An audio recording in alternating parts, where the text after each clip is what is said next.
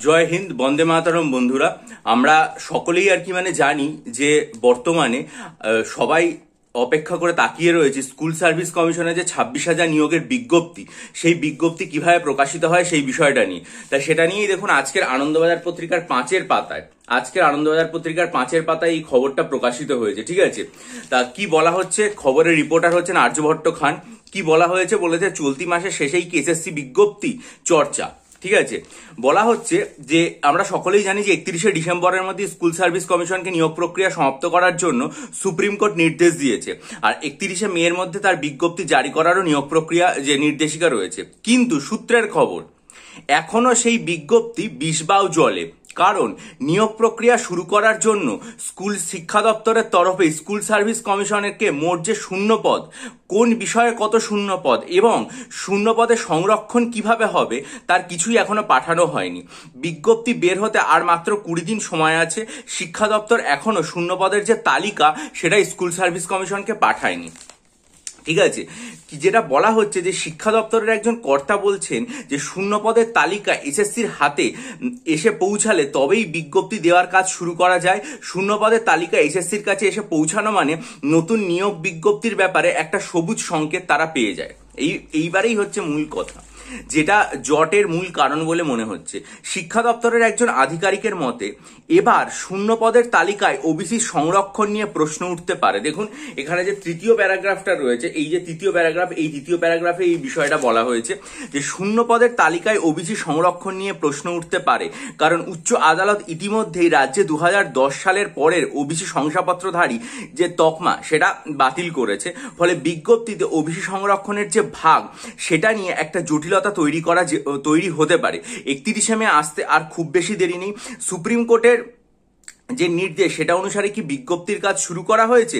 SSC সূত্র যেটা দাবি করছে, বিজ্ঞপ্তির বয়ান কেমন হবে, অনলাইনে আবেদনের খুঁটিনাটি, এইসবের যে কোডিং প্রক্রিয়া সেগুলোর প্রসেসটা এখন চলছে।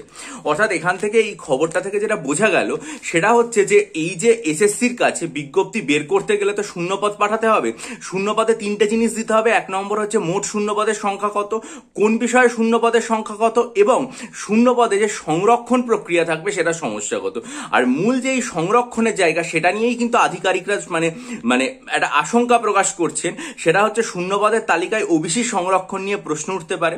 তার কারণ আদালতের যে বলেছে যে 2010 সালে পরে এই যে আর কি ওবিসি শংসাপত্র যে বাতিল হওয়ার যে ব্যাপারটা রয়েছে সেটা নিয়ে একটা জটিলতা তৈরি হতে পারে। তাই জন্য এখন বিজ্ঞপ্তি ক্ষেত্রে কিভাবে সেটা করা হবে এবং অনলাইন আবেদনের যে খুঁটিনাটি, এর কোডিং প্রক্রিয়া বর্তমানে শুরু হয়েছে। এখন এসএসসির কাছে যখন আর কি এই যে শূন্যপদের তালিকাটা পৌঁছাবে তখনই বোঝা যাবে যে বিজ্ঞপ্তির ক্ষেত্রে একটা সবুজ সংকেত পাওয়া গেল। এখন শুধুমাত্র যে এসএসসির যারা পরীক্ষা দেবেন তারাই এটার দিকে তাকিয়ে রয়েছেন তা নয়, বরং পিএসসি, পিআরবি সবাই তাকিয়ে রয়েছে। কেন? কারণ সবার ক্ষেত্রেই মূল যে জটের জায়গা, মূল যে সমস্যার জায়গাটা তৈরি হচ্ছে সেটা কিন্তু এই ওবিসির যে বিজ্ঞপ্তি, সেই ব্যাপার ওবিসির যে আর কি রায় এবং ওবিসির সংরক্ষণ কিরকম হবে সেটা নিয়ে। ফলে আমরা সবাই উদ্বিগ্ন এবং আমরা সবাই এটার জন্যই তাকিয়ে রয়েছি এসএসসির বিজ্ঞপ্তিটা কিভাবে প্রকাশিত হয়। এসএসসির বিজ্ঞপ্তি যে মুহূর্তে প্রকাশিত হয়ে যাবে এবং সেক্ষেত্রে ওবিসির যে সংরক্ষণ প্রক্রিয়া সেটা কিরকম ভাবে হবে, সেটা যেই প্রকাশিত হবে সমস্ত দ্বিধাদ্বন্দ্ব কাটিয়ে অন্য সংস্থাগুলোও কিন্তু তাদের নিয়োগ প্রক্রিয়া এগিয়ে নিয়ে যেতে পারবে, তারাও বিজ্ঞপ্তি প্রকাশ করতে পারবে। কারণ একটা জায়গা থেকে যে মুহূর্তে মূল বিজ্ঞপ্তি প্রকাশিত হয়ে যায় বাকি সবাই সেই পত্রেই অনুসরণ করতে পারবে। এখন আমার এই খবরটা পড়ে যেটা মনে হলো আজকের আনন্দবাজারে আর্যভট্ট খানের লেখা, যে এই যে ওবিসির ব্যাপারটা সেটাই কিন্তু আর কি সব জায়গাতে দেখা যাচ্ছে যে মূল যে জটটা রয়েছে সেটা তৈরি করতে আমাদের সকলের নজর থাকবে যে এই বিষয়ে কি হয়, এবং সেটা পেলে আমার চ্যানেলে জানাবো। আপনারা ভালো মনে করলে ভিডিওটা ছড়িয়ে দিন বন্ধুদের মাঝে, এবং অবশ্যই আপনাদের মূল্যবান মতামত দিয়ে আমায় ঋদ্ধ করুন। আর চ্যানেলটাকে সাবস্ক্রাইব করে নিন, বেল আইকন প্রেস করে দিন আপডেট পাওয়ার জন্য। এরকম একটা কঠিন পরিস্থিতির মধ্যে যদি মনে করেন ডেসক্রিপটিভ বাংলা, ইংরেজি, ডেসক্রিপটিভ কারেন্ট অ্যাফেয়ার্স এবং ডেসক্রিপটিভ অঙ্কের স্টাডি মেটেরিয়াল নিতে চান ক্লাসিক মিসলেনিয়াসের জন্য, তাহলে অবশ্যই আমার চ্যানেলে 19শে জানুয়ারি, 9 ফেব্রুয়ারি এবং 2 মার্চের ভিডিও থেকে ডিসক্রিপশন বক্সে ইমেল আইডির মাধ্যমে আমার সাথে যোগাযোগ করুন। ভালো থাকুন, বিজয়ী হন, সফল হন।